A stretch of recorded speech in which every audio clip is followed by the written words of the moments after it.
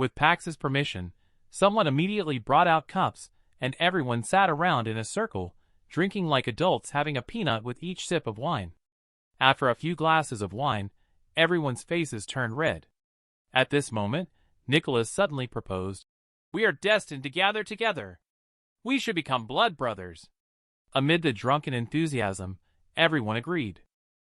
Seeing everyone in agreement, Nicholas stood up. "Not only is Pax skilled in martial arts, but I have already recognized him as my elder brother. Who dares to object to him being the elder brother?" Upon hearing this, everyone expressed their agreement. Later, Nicholas spoke again, saying, "Since Pax is skilled and excels in his performance, he is the eldest brother.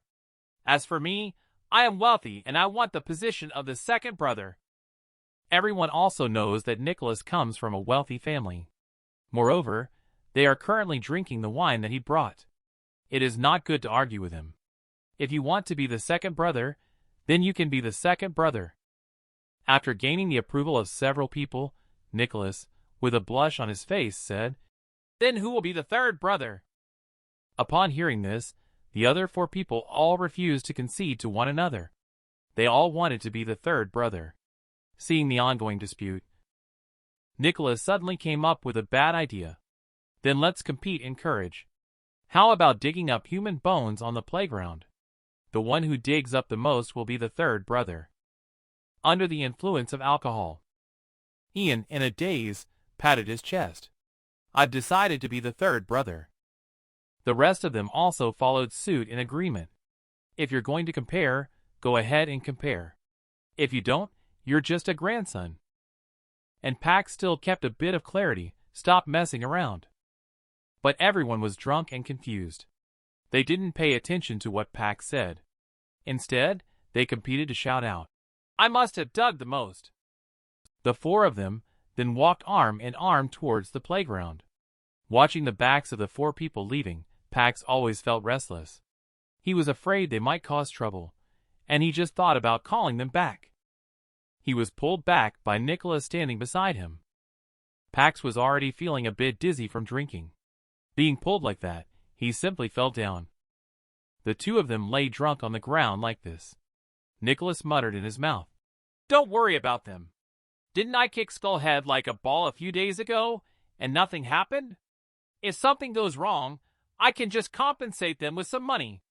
Anyway, I have plenty of money." At this moment, Pax was suddenly hit by the alcohol. He fell into a deep sleep and didn't know how long he had been sleeping. Pax, who was awakened by thirst, suddenly opened his eyes wide. He endured the headache and slowly sat up from the ground. He looked at the clock on the wall. "I didn't expect it to be this late." He looked at the bed next to him again, only to find that there was no one there. He was suddenly startled. It was already 1 o'clock in the morning. Ian and the others haven't come back yet. An ominous feeling surged into his heart in an instant. He hurriedly nudged Nicholas, who was beside him, urging him to wake up quickly. Ian and the others still haven't come back at this late hour. But Nicholas was sleeping like a log, completely unresponsive. In desperation, Pax gave him a slap across the face. Nicholas woke up in pain and shock. "Who dared to hit me?" When he saw that it was Pax, his voice immediately lowered. Pax, with a serious expression, stared at Nicholas. "It's all your bad idea. Ian and the others still haven't come back. Aren't you going to look for them with me?" Under the bright moonlight later, the 2 of them searched around with flashlights for the 4 of them. However, they didn't find any figures on the playground. At this moment, Pax suddenly noticed footprints on the ground. He quickly followed the footprints to search. But strangely, there were no stops along the way in the footprints. They extended all the way to the corner of the playground before disappearing. Upon seeing this, Nicholas was puzzled. Could it be that they climbed over the wall and ran to the cemetery in the back hills to dig? Upon hearing this, Pax pondered for a moment. He immediately realized that things were not going well. He quickly climbed over the wall and caught up. "Ian, they are in trouble." And when the 2 of them left, a head suddenly popped up from the ground. Following behind are hundreds of lone souls and wild ghosts. They looked in the direction where the two were leaving. One of the old men with a cane said, "Just now the human skin lantern took away 4, which is terrifying enough. Now 2 more are going in." Upon hearing this, the old woman beside them couldn't help but sigh. It's a pity for these children. They have to become short-lived ghosts at such a young age. Please help them. However, the Taoist just looked towards the back mountain without responding. The old man leaning on a cane heard this, and couldn't help but look towards the Taoist. "You better not meddle in this. The human skin lantern is very fierce. We wandering souls and wild ghosts can't afford to provoke it." At the words, a mysterious smile appeared on the face of the Taoist. "No need to worry, I know what I'm doing." The two figures pursuing ahead are both extraordinary. Perhaps they may not need our help. At the same time, Pax, impatient as ever, followed the footprints and arrived at the locust tree forest on the back mountain. Sure enough, the footprints disappeared without a trace here.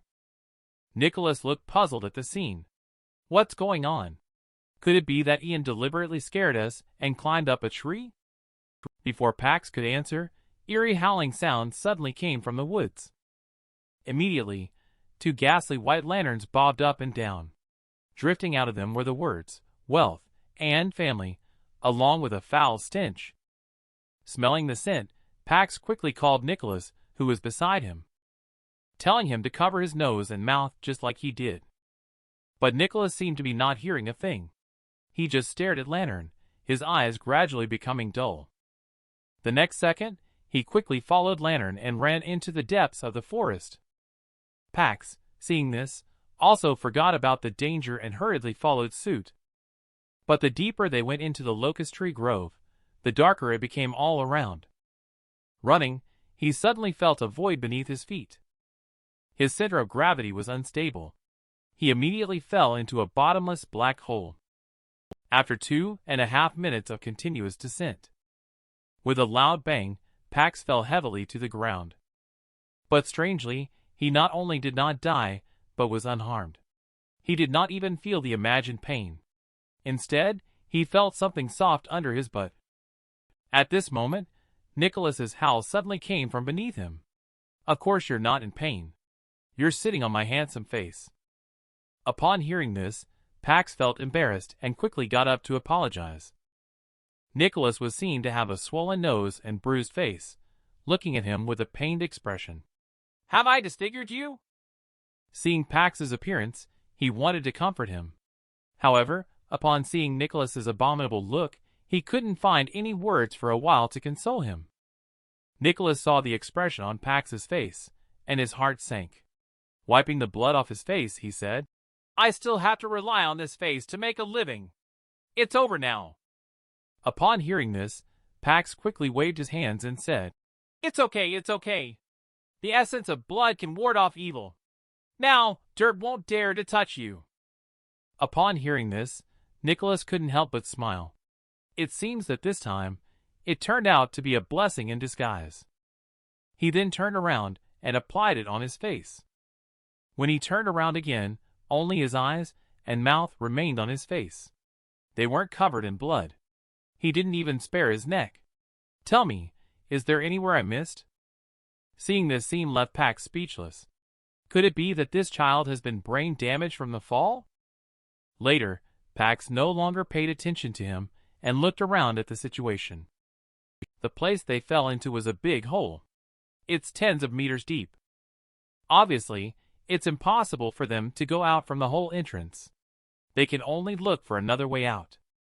At this moment, Nicholas suddenly discovered a path next to them that led to an unknown destination.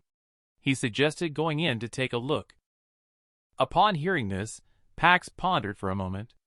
Helplessly, he had no choice but to steel himself and walk towards the depths of the cave.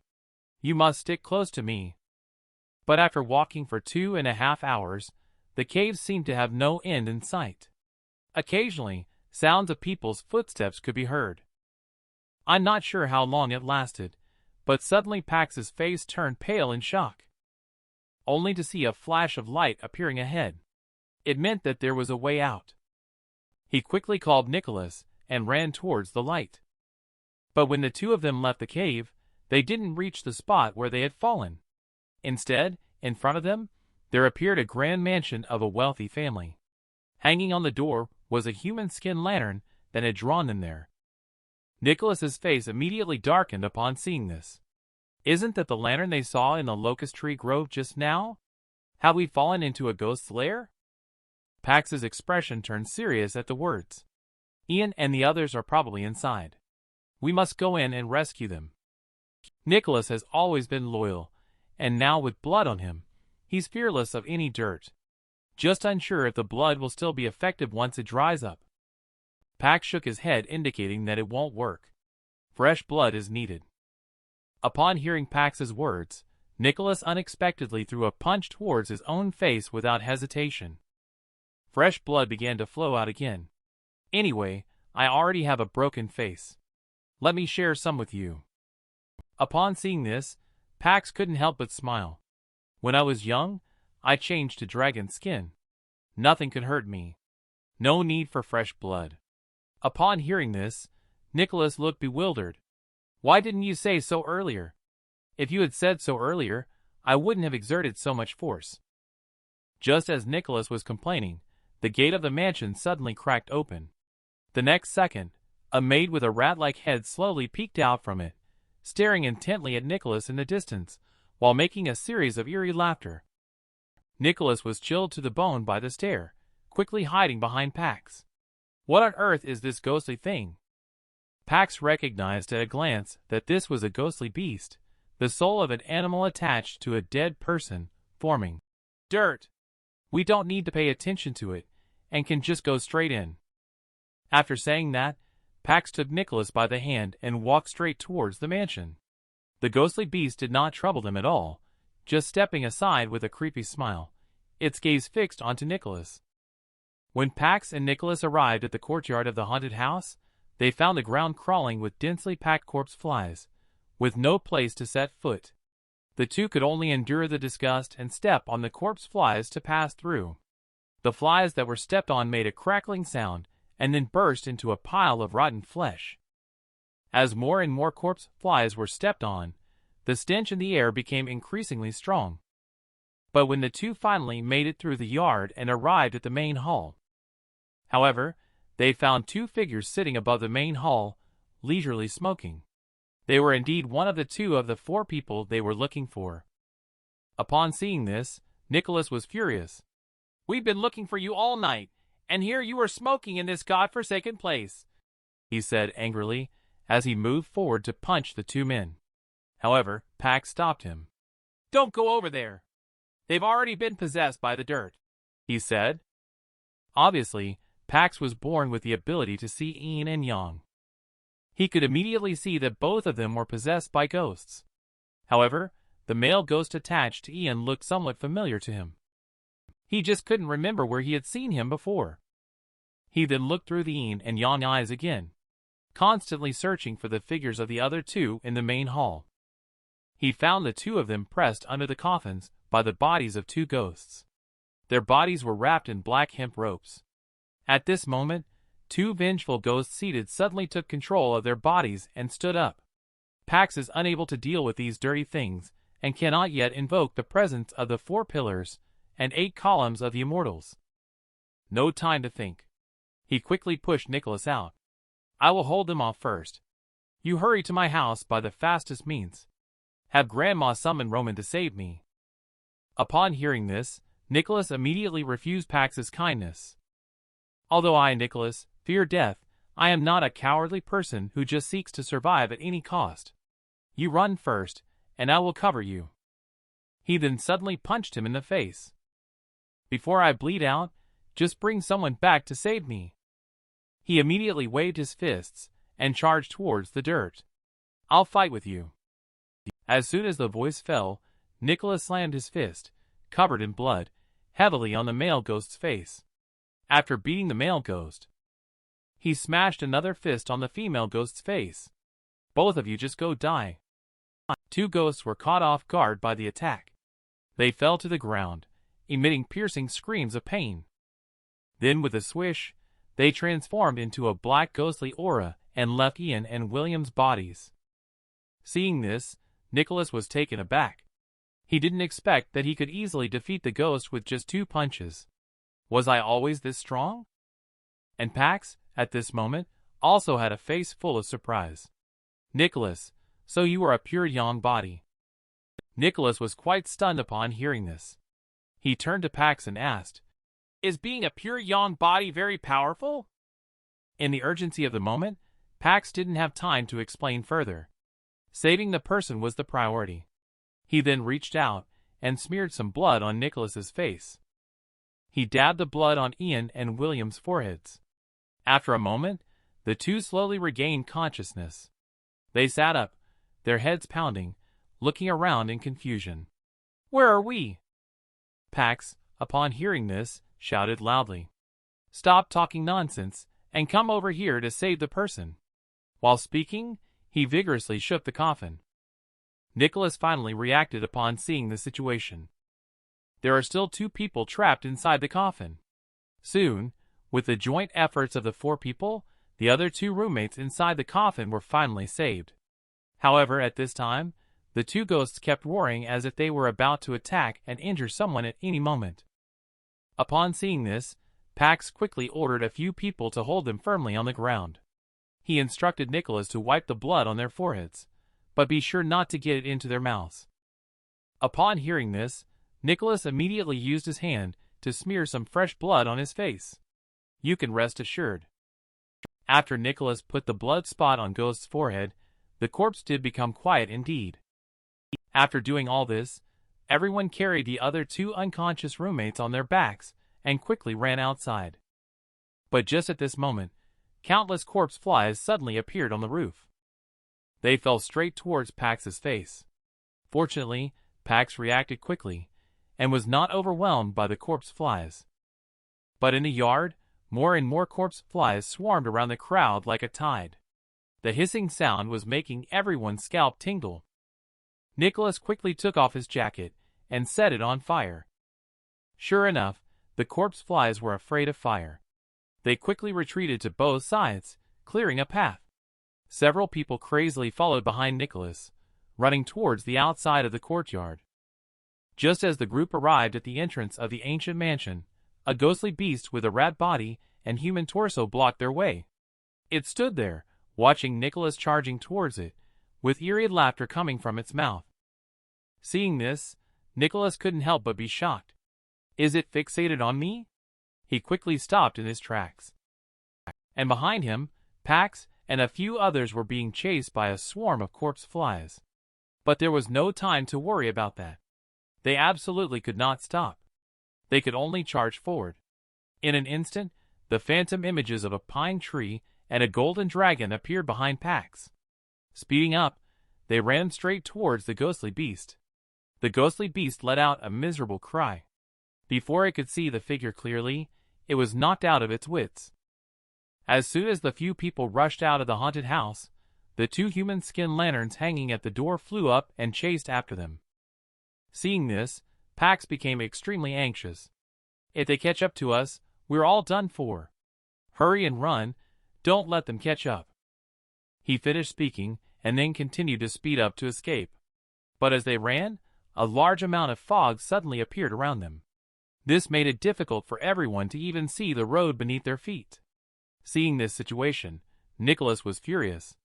With fog in front and human skin lantern behind, he couldn't help but curse in his heart. Should we fight this ghost or not? At this moment, Ian, who was carrying someone on his back, was behind. He was tripped by a stone and fell to the ground with a thud. Pax and the 2 of them turned to look back when they heard a noise, only to see the human skin lantern getting closer and closer. However, Ian asked everyone not to worry about him and to run away quickly. While Nicholas has always been a loyal and righteous person, he quickly stepped forward and carried the other person, who was unconscious on his back, helping him up. He said, "Stop talking nonsense. Everyone either lives or dies together." Just as the 2 were talking, 2 lanterns were also about to catch up. Pax looked around trying to find the way back, but all around was fog. making it impossible to distinguish the directions. In the moment of danger, a figure emitting a green light suddenly emerged from the fog ahead and beckoned to him. Pax's pupils suddenly dilated as he looked ahead. He discovered that it was actually a Taoist. He thought it must be the benevolent spirit of this place. He quickly took a few roommates with him and ran towards the direction of the Taoist. With the Taoist leading the way ahead, they soon broke through the fog. 2.5 minutes later, they appeared outside the school playground wall. They were all so exhausted that they collapsed on the ground, panting heavily. By now, the sky was gradually getting brighter. There shouldn't be any more danger. After a brief rest, Pax bowed and clasped his hands in front of the Taoist. He respectfully bowed in thanks for saving his life. The Taoist, however, did not speak. He just smiled and slowly dissipated into white smoke. Upon seeing Pax's actions, Nicholas looked puzzled and asked, "Who are you talking to?" However, Pax just turned his head slightly towards Nicholas. "A Taoist helped us escape just now. He should have been guarding this place for a long time." Upon hearing this, Nicholas was instantly scared and sat paralyzed on the ground. There is no one there. Could it be a ghost? Ian, on the other hand, was already used to such occurrences. "You haven't forgotten that Pax has yin and yang eyes, have you?" Upon hearing this, Nicholas was stunned. Does this mean that there are ghosts not only in the mountains behind our school? He anxiously got up and grabbed Pax's hand. "Tell the immortal how much he wants for these worship of evil. I will cover it." Pax also knew that letting these evil ghosts run wild would eventually cause trouble for the school. "Give it some thought," he said to Ian behind Nicholas. "Ian, remember to help me apply for leave. I'll go back to see my grandma and figure out a solution." As he finished speaking, he was about to leave. At that moment, Nicholas stopped him and said, "Wait, I'll have the driver take you back." Then he took out a cell phone from his pocket. "Come to the school gate and pick me up now. Stop talking nonsense and hurry up." The several people nearby all showed envious expressions. Ian's eyes were shining brightly. "Is this the legendary mobile phone? What do your family do to be so wealthy?" Upon hearing this, Nicholas looked indifferent. "It's nothing, just a few mines in the family." Then he waved his hand in the admiring gaze of Ian. "What I hate the most is when others praise me for being wealthy." Pax couldn't help but twitch at the corner of his mouth upon seeing him being shameless. That expression was clearly happy. But Nicholas's efficiency in handling matters is indeed high. Soon a car stopped at the school gate. Under the envious gaze of the crowd, Nicholas slowly opened the car door and let Pax get in first. "After you've taken care of that dirt, I'll get some detonators from home. We'll blow up their hideout to avenge our brothers." But before Nicholas could finish speaking, a middle-aged fat man, with a prosperous look on his face inside the car, gave him a glare. "Who are you planning to blow up?" he asked. Seeing the newcomer, Nicholas was suddenly shocked. The arrogance he just displayed disappeared instantly. "Dad, why are you here?" The middle-aged chubby man did not reply, but just scolded Nicholas for the smell of the wound on his face. "You brat. I spent money for you to study well. How dare you get into a fight again? Ridiculously, you got beaten up like this." Hearing his dad say this, Nicholas was unhappy. "It was an accident that I fell." But the middle-aged chubby man's face was full of disbelief. "Who falls and ends up like you did? Do you think I'm a fool?" Helplessly, Nicholas could only push Pax out as a shield. "If you don't believe me, ask Pax. His grades are the best in our entire county. If you don't trust me, you should trust him, right?" Pax was caught in the middle of the father and son, feeling unsure of what to say. Gabriel, on the other hand, had a complete change of attitude, looking at him with a big smile on his face. "Young man, you must be Pax." Hearing this made Pax very curious. But before he could ask anything, Gabriel warmly shook his hand. "The inspector always mentions you to me. Uncle certainly knows you." This made Pax even more puzzled. "Is the inspector Uncle Robert?" Upon hearing this, Gabriel immediately confirmed that it was him. There are often some issues with the family's mine. It's all troubles that the inspector resolves. The children he mentioned must be no different. You can rest assured that Nicholas will be with you in the future. Gabriel clenched his fist tightly as he spoke, looking at Nicholas beside him. Kid, you should learn something from Pax in the future. Don't just fight all day long. When Nicholas heard this, his face was full of grievances. Pax is much better at fighting than me. I was completely defeated by him. Gabriel didn't expect this kid to dare talk back, feeling increasingly angry. Pax excels in both academics and martial arts. You are just a thug and a hooligan, he said with a smile as he looked at Pax. Pax, you want to go back to the village, right? The inspector has been wanting to go back and see Deaf Granny for a long time. Let's accompany him. Although he said so on the surface, Gabriel was actually calculating in his heart, wanting to use Nicholas and Pax's relationship to climb up the high branch of Robert. Pax was unaware of Gabriel's intentions, just nodded slightly. I also have something to discuss with Robert, she mentioned. Upon hearing this, Gabriel immediately instructed the driver to go to the police station first, and then send Pax back to the village. Before long, everyone arrived at the village. The car stopped in front of Deaf Granny's house. But they had just gotten out of the car when a large amount of white paper money suddenly floated down from the sky. This puzzled Pax greatly. He couldn't recall anyone in the village who had passed away. At this time, a funeral procession came walking by. He recognized the people dressed in mourning clothes and mourning bands. Could something have happened in the village? He hurriedly led a few people towards the house. When Deaf Granny opened the door, she saw Pax standing at the door in a daze. Pax, why are you back? Did something happen at school? Pax shook his head to indicate that everything was fine. He turned around and introduced the few people behind him, saying, I came back with Robert. And my roommate Nicholas and his father are here too.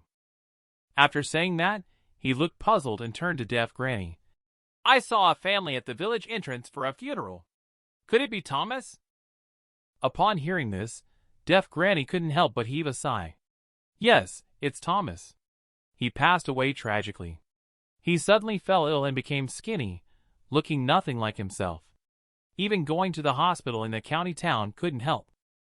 Upon hearing this, Nicholas behind Pax muttered quietly, Could it be that we encountered ghosts like a few days ago?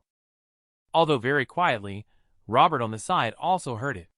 He pulled out the incense ashes gifted by Deaf Granny and said, Even if there are really ghosts, they can't escape Deaf Granny's palm. Since I started wearing the incense ashes given by Deaf Granny, I am not afraid of going to any scene. Gabriel was surprised to see how powerful the small incense ashes were. He quickly and somewhat embarrassedly asked Deaf Granny, Deaf Granny, can I also request an incense ashes? Deaf Granny just chuckled. There's nothing wrong with that. Go and offer incense to the immortal. Then you can bring back the incense ashes home. Gabriel was surprised by Deaf Granny's generosity, and quickly thanked her. Soon Deaf Granny led the crowd to the entrance of the hall where the immortal was worshipped. Gabriel placed the 3 incense sticks he was holding into the incense burner. But just as he was about to bow and express his gratitude, the incense suddenly broke apart at the waist. Deaf Granny was immediately frightened and shocked at the sight. The old saying goes, lighting incense should avoid 2 short sticks and 1 long stick. If 3 incense sticks break at the same height, it means either the person offering incense has done something morally wrong, or their intentions are impure. However, Gabriel thought that the incense had simply gotten damp. But Deaf Granny looked at him with a serious expression. Tell me the truth. Have you done something morally wrong? Upon hearing this, Gabriel couldn't help but break out in a cold sweat. Deaf Granny, I dare not claim to be a good person, but I haven't done anything morally wrong. I haven't offended anyone either. After hearing Gabriel's response, Deaf Granny looked incredulous. Don't lie to me. You must have done something unscrupulous. Nicholas on the side was also very anxious.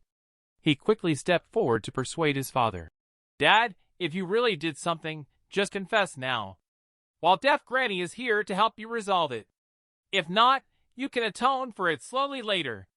Upon hearing his son's words, Gabriel contemplated for a moment. He suddenly seemed to have thought of something. He hurriedly led Nicholas aside and whispered in Deaf Granny's ear. Deaf Granny said without fear of being laughed at, "I secretly kept a mistress outside. Is that considered cheating?" Upon hearing this, Deaf Granny burst out laughing. Later, she couldn't help but cast a sidelong glance at Gabriel. Although messing around behind your wife's back does damage in virtue, your current trouble is much more severe than that. Upon hearing this, Gabriel couldn't help but scratch his head. Besides this incident, I really haven't done anything else out of line. Gabriel also knew the situation was very serious. He quickly grabbed Deaf Granny's hand and begged her to come up with a solution. "Deaf Granny, I am really an honest businessman. If you don't believe me, you can ask the inspector. You must help me out." Upon hearing this, Robert, who was standing nearby, slowly spoke up in agreement. "It's true that Gabriel has done a lot of good deeds in the past 2 years. He has repaired many schools and made significant contributions to the country. Please help him out, Deaf Granny." Upon hearing this, Deaf Granny fell silent and did not say a word. She just turned around and opened a cabinet, rummaging through it for something. The next moment, she took out a wooden axe from it. This wooden axe has been enshrined at the entrance of the 4 pillars and 8 columns of the immortals for 80 years. It has the function of exorcising evil spirits. Take it back and offer incense worship in the morning and evening. If you notice anything wrong, come find me immediately." He was overjoyed to have found a solution. He quickly took the wooden axe from Deaf Granny's hands and thanked her profusely. After saying that, he searched in his arms. He took out a large stack of money and handed it to the Deaf Granny in front of him, saying, "You can hold onto this money as a deposit. I will come back to collect the rest later." Seeing this, Deaf Granny simply glared at him. "I helped you out only because of Pax and Nicholas. I don't need your money. If you truly want to do good and accumulate virtue, that would be repayment enough for me." Upon hearing Deaf Granny's words, Robert behind him also reprimanded Gabriel. "Quickly put it away. Deaf Granny is not the kind of fraudster you think she is." Nicholas beside him didn't expect this. His father also had an embarrassing day and joked, "That's right. Granny is a living bodhisattva with noble character. She's not comparable to those fraudsters you know, Dad." Seeing his son mocking him, Gabriel immediately slapped him to ease the awkward atmosphere. "Kid, when is it your turn to lecture me?" Indeed, in the end, it was Nicholas who got hurt.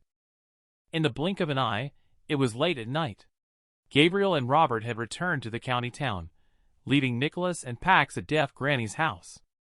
In the room, Pax lay on the bed, tossing and turning, unable to sleep, thinking that even though they had asked Granny for help today, they still didn't know when they would get results on those evil ghosts behind the school mountain. Just as he was dazed, a cold chill suddenly blew in from outside the window. Pax quickly got up and glanced at Nicholas beside him, only to find him sleeping like a log. He then quietly left the house. When he just reached outside, he saw several familiar red figures hovering in the air. A hearty laugh came from the ghost sedan chair. "Grandson, Granny is here to see you." As the words fell, the sedan chair landed in front of Pax. The ground temperature dropped sharply. The female ghosts all bowed to him in salute. "Greetings to Master Pax." Facing this ancient etiquette, Pax felt very uncomfortable. "Sisters, please don't address me like that. In the future, you don't have to salute when you see me." Before Pax could finish his sentence, one of the female ghosts in red interrupted with a slight movement of her red lips. "Young master, someone is peeping. Do you need me to catch him for you?" Upon hearing this, Pax was shocked. He quickly turned around to see who was peeking. Nicholas was seen lying on the window, drooling constantly, staring obsessively at the beautiful sister in red ghost. Upon seeing this, Pax hurriedly stepped forward to shield his line of sight. "Nicholas, these are not things you should be looking at." But at that moment, a demonic aura suddenly floated past in front of Pax. Within the demonic aura, there echoed the sound of a woman's soft laughter. "Do not worry, I will take care of this for you." And as the demonic aura blew towards Nicholas's face, he couldn't help but take a deep breath. The next second, he lost consciousness and collapsed heavily against the windowsill. Pax was puzzled by this. When he turned his head, he saw a jade foot wrapped in a red shoe slowly approaching him, together with the woman, and Roman with 3 other unfamiliar men. Seeing this, Pax looked surprised. "Roman, how did you come here? Who is this pretty sister?" Before Pax could finish, Roman interrupted by bowing and said, "We came specifically to thank Pax." Upon hearing this, Pax looked puzzled and asked, "Thank me for what?" Before Roman could respond, several immortals quickly began introducing themselves. Pax said, "I am the Asher from the Fox family, who asked you to heal my granddaughter's leg the other day. She's now able to get out of bed. Once she fully recovers, I will bring her to thank you in person." A beautiful woman also smiled and said, "I am Ellie from the Yellow family, here to thank Pax for curing my son." Luke from the White family also came to thank Pax. Among these 5 people, Pax noticed one of them, a middle-aged man who looked shifty and remained silent. After the others had finished speaking, he grinned and said, "My surname is Gray. Just call me Andrew. No one has come to you for treatment. They are not worthy of being healed by you. I'm just here to join in the fun." Pax really couldn't understand what Andrew was saying. He had always been kind to people, and had never refused anyone who came to see him for treatment. Just as he was about to ask. On the side, the hemp-clad granny scolded Andrew angrily. "Your clinic is so busy every year. How can my grandson be treated here?" Upon hearing this, Andrew did not get angry. Instead, he smiled self-deprecatingly and said, "Granny, you're right. It's my clinic's fault for being so busy. It serves us right if patients like your grandson can't be treated."